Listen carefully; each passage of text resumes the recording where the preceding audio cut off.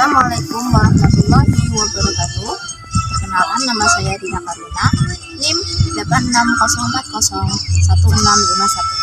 Saya adalah mahasiswa dari Universitas Terbuka Salut Cempaka-Pati, UPBJJ, daerah Semarang.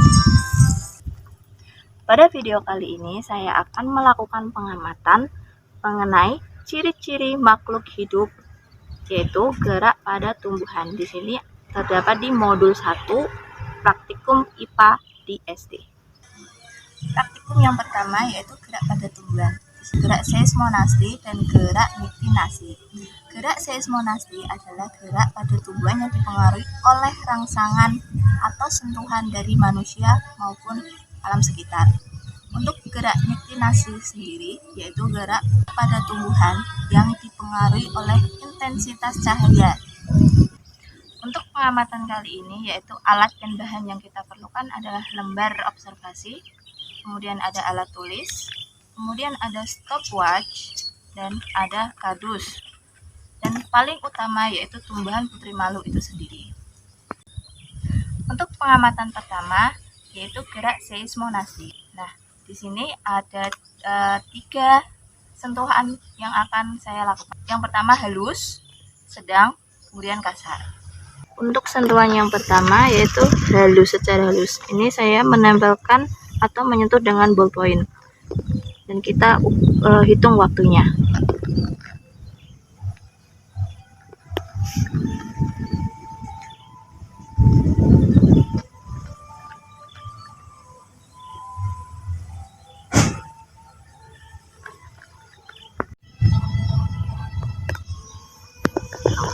Dapat kita amati dari saya menyentuh dengan halus tadi, dapat dilihat bahwa tumbuhan putri malu mengatup dengan lambat.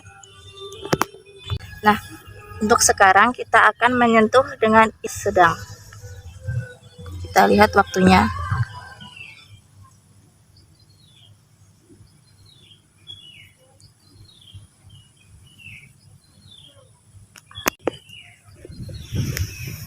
Dapat kita lihat bahwa dengan menyentuh sedang, tumbuhan putri malu akan mengatup sedikit lebih cepat dari kita menyentuh dengan halus tadi. Nah, kemudian kita akan menyentuh dengan kasar. Kita lihat waktunya.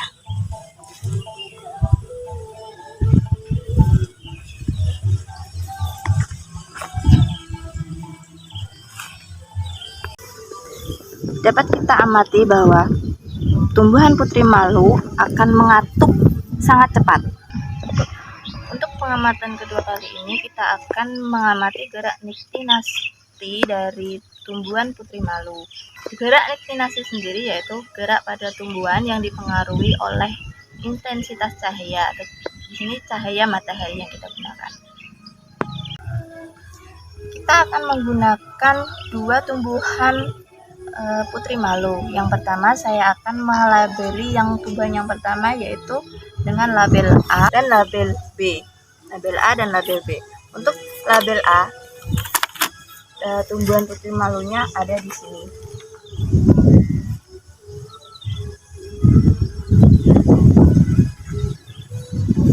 Sedangkan untuk label B kita akan menggunakan tumbuhan putri malu yang ada di sini.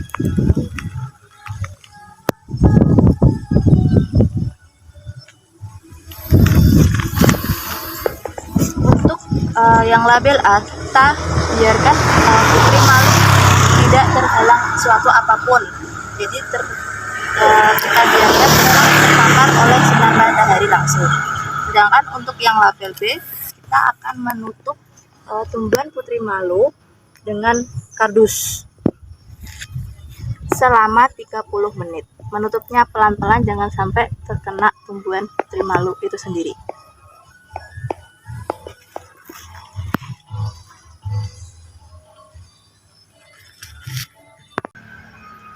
Setelah menunggu 30 menit, kita akan lihat bagaimana keadaan putri malu label A dan putri malu label B. Untuk yang pertama yaitu putri malu label A, dapat kita lihat bahwa di sini tumbuhan putri malunya masih terbuka atau mekar, tidak ada pengaruh apapun. Nah, untuk yang kedua yaitu kita lihat putri malu yang berlabel B. Di sini kita akan buka bagaimana keadaan putri malu setelah 30 menit tadi. Nah, dapat kita lihat bahwa keadaan putri malu yang berlabel B, semua daun putri malu yang tertutup oleh kardus ini itu mengatup, dan dapat kita simpulkan bahwa keadaan putri malu A yang tidak tertutup oleh apapun, tidak ada penghalang untuk terkena sinar matahari, dia akan mekar. Sedangkan tadi untuk yang berlabel B, putri malunya itu mengatup, dan ini dikarenakan cahaya mataharinya terhalang oleh kardus itu sendiri. Jadi di sini dapat disimpulkan bahwa intensitas cahaya mempengaruhi mekar dan mentutupnya putri malu. Selanjutnya yaitu gerak geotropisme negatif pada tumbuhan berkecambahan jika pot dimiringkan. Gerak geotropisme adalah gerak pada tumbuhan yang dipengaruhi oleh gaya gravitasi bumi. Gerak ini terjadi karena bagian-bagian tumbuhan merespon arah tarikan gravitasi dalam proses pertumbuhannya. Ini menunjukkan bahwa tumbuhan mampu mengenali arah gravitasi untuk menyesuaikan pertumbuhannya. Hal ini dilakukan agar tumbuhan tetap hidup. Sebagai contohnya, yaitu di sini ada pot tanaman kecambah yang saya tumbuhkan dalam beberapa hari. Sekitar batangnya itu sekitar 5 cm, kemudian saya miringkan untuk melihat pertumbuhannya. Kemudian saya miringkan dan diamkan beberapa hari untuk melihat arah pertumbuhannya. Dan inilah hasilnya. Dapat kita amati bahwa batang ini tumbuh ke atas atau berlainan dengan arah gravitasi bumi. Hal ini berfungsi untuk melakukan fotosintesis. Kemudian untuk akarnya ini dia itu tumbuh ke bawah, dipengaruhi oleh tarikan gravitasi, makanya akar ini tumbuhnya itu ke bawah. Nah, hal ini menunjukkan adanya gerak geotropisme negatif. Batang tumbuh ke atas dan akar tumbuh ke bawah. Nah, itulah yang dinamakan gerak geotropisme negatif. Sekian pengamatan dan uji praktik yang telah saya lakukan. Kurang lebihnya mohon maaf. Wassalamualaikum warahmatullahi wabarakatuh.